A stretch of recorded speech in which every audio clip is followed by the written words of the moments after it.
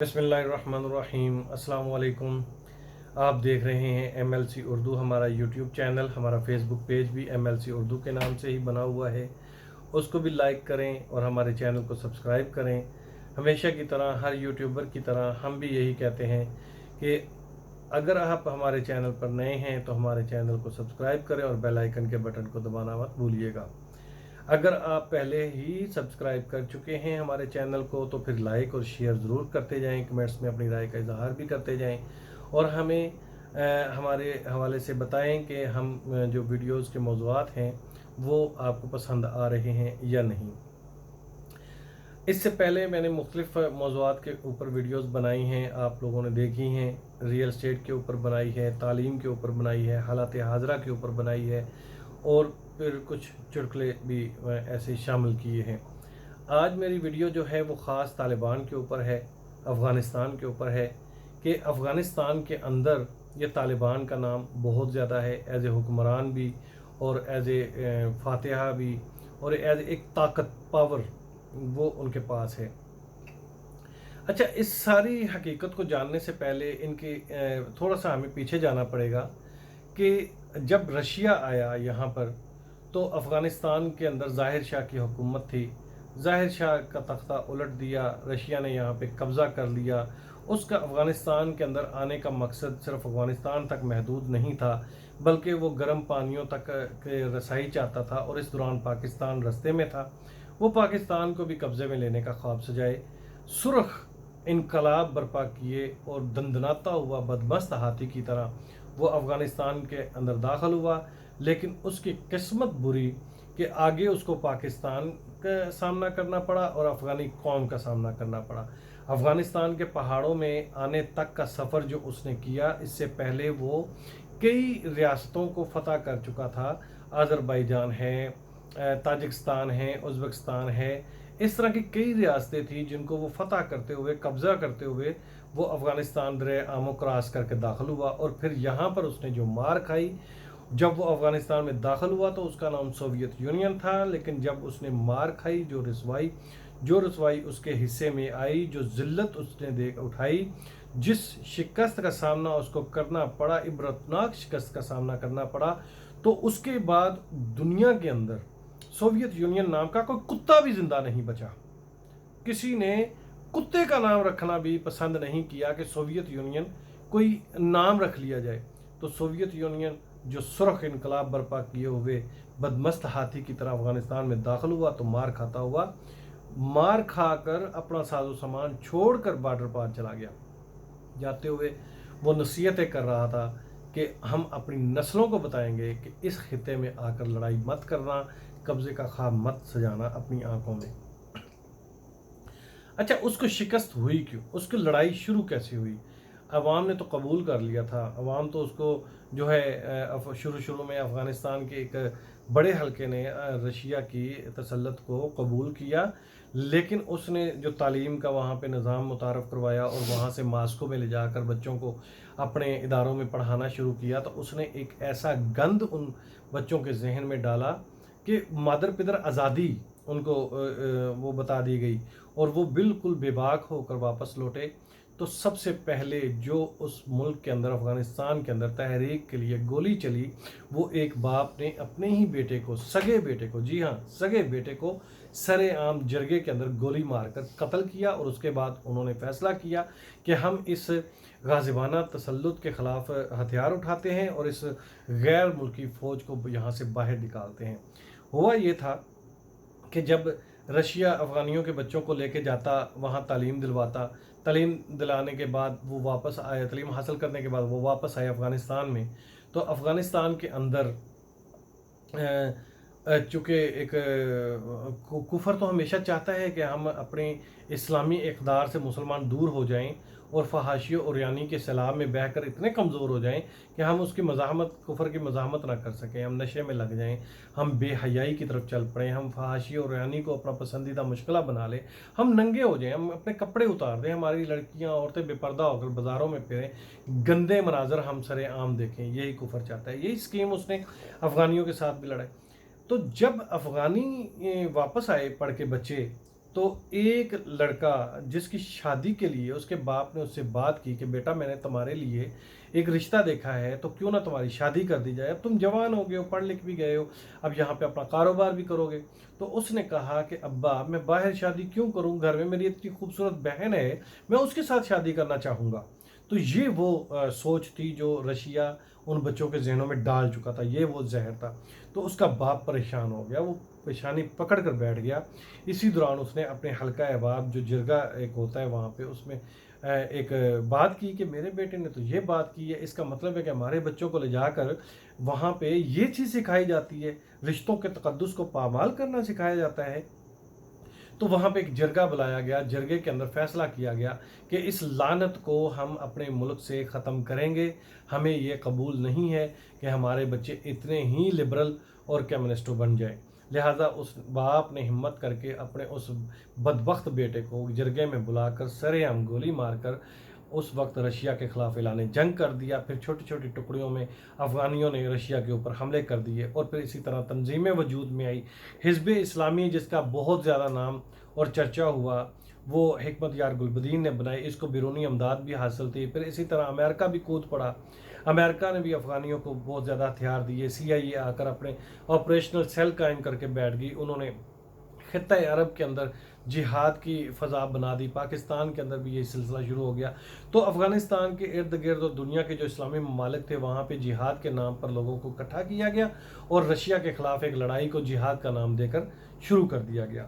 اچھا، یہ لڑائی ہوتے ہوتے یہاں یہ وقت آ جاتا ہے کہ رشیا اپنی بری شکست کے ساتھ، عبرتناک شکست کے ساتھ جب یہاں سے افغانستان سے واپس جانے لگتا ہے، اور یہاں لڑنے والے لوگ جو مجاہدین کہلائے اور جنہوں نے مختلف تنظیمیں بنا رکھی تھی، وار لارڈز بھی بنے، اور انہوں نے فتح کا جشن منایا۔ پھر وہاں پہ ایک عبوری حکومت بنائی گئی، ساری دنیا جانتی ہے، حکمت یار گلبدین وزیر اعظم بن جاتا ہے، کوئی صدر بن جاتا ہے روبانی جیسا، کوئی فلاں کوئی کھڑا ہو گیا، کوئی وزیر دفاع بن گیا، کوئی کس طرح کے عہدے سنبھال لیتا ہے۔ لیکن یہاں پر چونکہ یہ جہاد سرکاری سطح پہ ہو رہا تھا، یہ ایک لڑائی تھی، اس کا مقصد شریعت کا نفاذ نہیں تھا، اس کا مقصد امریکہ کا مفاد تھا، اس کا مقصد خطے کے اندر امریکہ اپنے مفادات کی جنگ لڑنا، جنگ کو جیت کر وہاں کے لوگوں کو استعمال کرنا چاہتا تھا۔ تو اس کے ثمرات کہاں ملتے؟ اگر وہ جہاد ہوتا تو مجاہدین تو آپس میں نہیں لڑتے، مجاہدین پھر فتح حاصل کرنے کے بعد اس علاقے میں اسلام کا پرچم لہراتے ہیں اور شریعت کا نفاذ کر دیتے ہیں۔ لیکن بدقسمتی سے یہ لوگ اقتدار کی لالچ میں آ گئے، لڑائی شروع ہو گئی، آپس میں لڑنا شروع کر دیا، اور خانہ جنگی کی کسی کیفیت پیدا ہو گئی۔ رشیا کے دور کی لڑائی کے اندر افغانستان میں شاید اتنا نقصان نہ ہوا ہو، معاشی لحاظ سے بھی، جانی لحاظ سے بھی، اور دیگر معاملات کے روح سے بھی اتنا نقصان نہیں ہوا ہوگا جتنا کہ یہ لوگ آپس میں لڑے۔ گلی گلی کابل کی ہر گلی میں لاش پڑی تھی۔ کابل، قندھار، دریائے آمو کے کنارے سے لے کر اسپین بول تک ایک لڑائی اور جنگ کا سما تھا۔ پھر وار لارڈز نے اپنے اپنے علاقوں پہ قبضہ کیا، مطلب ایک جہاد حزب اسلامی نے ایک علاقہ قبضے میں لے لیا، دوسرے گروپ نے دوسرا لے لیا، اور اپنی اپنی ڈیڑھ اینٹ کی حکومت قائم کر دی۔ اب اس حکومت جو وہ ایک کابل سے کوئی چلتا غزنی تک آتا تو درمیان میں آنے والے علاقوں میں ٹیکس دینا شروع کر دیتا تھا۔ اب یہ سلسلہ چل پڑا تھا، لوٹ مار، چوری، ڈاکہ زنا، یہ بہت زیادہ ہو چکا تھا۔ امت سر پکڑ کر بیٹھ گئی، وہاں کے لوگ پریشان ہو گئے، ایک جنگ سے جان چھوٹی، دوسری جنگ آ کھڑی ہوئی۔ تو پھر اسی دوران ایک غریب بندہ اپنی حاملہ بیوی کو لے کر قندھار کے سرکاری ہاسپٹل میں یا کسی بھی ویلفیئر ٹرسٹ کے ہاسپٹل میں لے کر علاج کی غرض سے جا رہا تھا۔ اس کے ایام ڈلیوری تھے، تو وہ حالت زچگی میں، مطلب 9 منتھ پورے ہو چکے تھے، 9 ماہ پورے ہو چکے تھے، تو وہ وہاں پہ جلد سے جلد علاج کے لیے پہنچنا چاہتا تھا۔ تو رستے میں ٹیکس دیتے دیتے ہر گروہ کے علاقے سے گزرتا، بیچارہ ٹیکس دیتا، تو قندھار کے مضافات میں آ کر اس کے پاس جمع پونجی بھی ختم ہو گئی، سفر خرچ بھی ختم ہو گیا۔ تو اس نے منت کی کہ مجھے یہاں سے آگے جانے دیا جائے، میں آپ لوگوں کو واپسی پہ دے دوں گا، میری بیوی بیمار ہے۔ تو وہ ظالم جو جہاد نہیں کر رہے تھے، امریکی مفاد کے لیے لڑ رہے تھے، وہ ظالم انہوں نے اس کو مارا، शदीद तशद्दुद किया, ज़ख्मी किया और उसको वहाँ से भागने पर मजबूर किया और उसकी बीवी का पेट चाक कर ये कहते हुए पेट से बच्चा निकाला कि हम देखना चाहते हैं कि औरत बच्चा कैसे पैदा करती है। जब इस हालत को पहुंचे तो इस दौरान उस के पेट के अंदर से बच्चे को निकाल कर गोली मार दी। वो बंदा भागता हुआ एक मदरसे में पहुंचा और मदरसे के जाके मुअल्लिम साहब जो बच्चों को कुरान पढ़ा रहे थे उसके पास जाकर गिड़गिड़ाता हुआ जख्मी हालत में गिर पड़ा, रोता हुआ हाथ जोड़कर कहने लगा कि मेरे साथ जुल्म हुआ है, ये माजरा हुआ है, ये वाक़या हुआ है, लिहाजा मेरी मदद की जाए।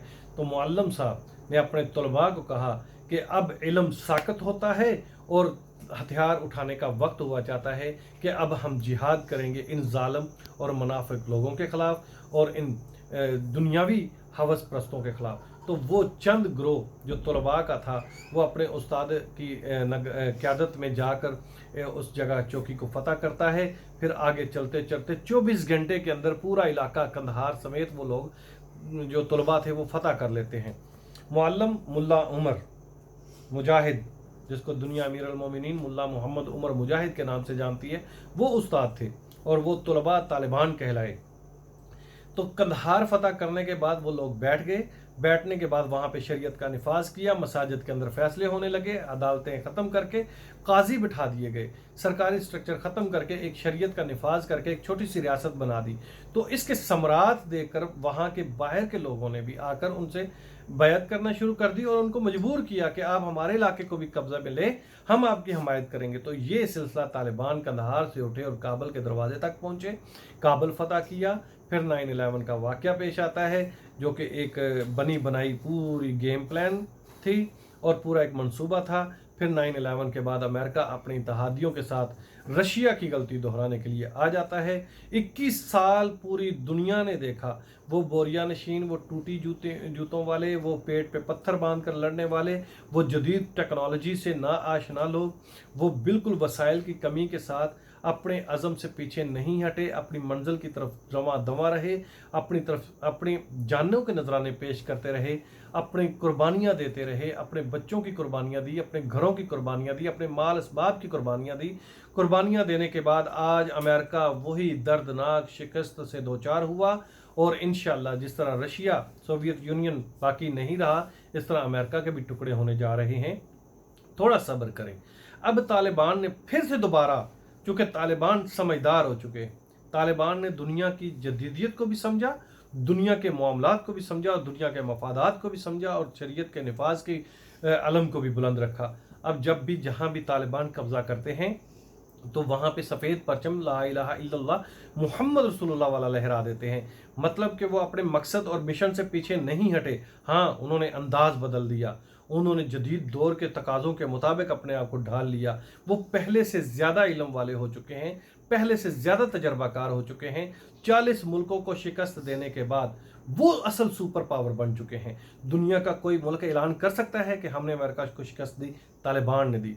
अब तालिबान पूरे अफगानिस्तान के ऊपर काबिज हैं, काबुल से चंद किलोमीटर दूर हैं, वो भी किसी सियासी मसलहत की बिना पर थोड़ा वक्त दे रहे हैं अशरफ गनी को।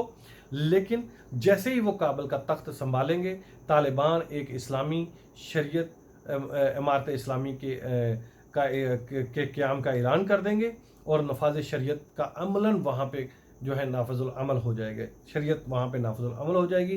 कुरान और हदीस और सुन्नत के मुताबिक वहाँ पे फैसले होंगे, वहाँ पे वही होगा जो कुरान कहता है, वहाँ पे वही होगा जो मेयार कहता है।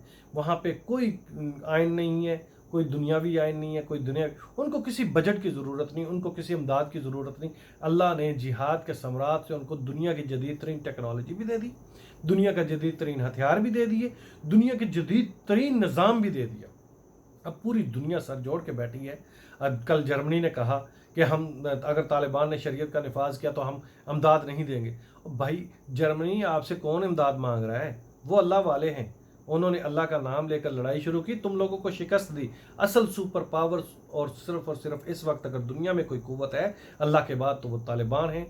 हमारी अगली वीडियो में इसका बकाया मैं बताऊंगा कि वीडियो लंबी हो गई है कि तालिबान का अगला लाहे अमल क्या है और इस वक्त वो क्या तरीक़ाकार अख्तियार करते हुए किन सियासी मसलहतों के साथ वो आगे बढ़ रहे हैं। पसे पर्दा और सामने दोनों चीज़ें मैं बयान करूंगा और इंशाल्लाह वो चीज़ें जो मीडिया पे नहीं हैं वो सिर्फ हमारे पास से आपको मिलेगी अंदर की बातें। हमारे चैनल के साथ रहिएगा, हमारे साथ रहिएगा, सब्सक्राइब कीजिएगा, दुआओं में याद रखिएगा। अल्लाह हाफिज़।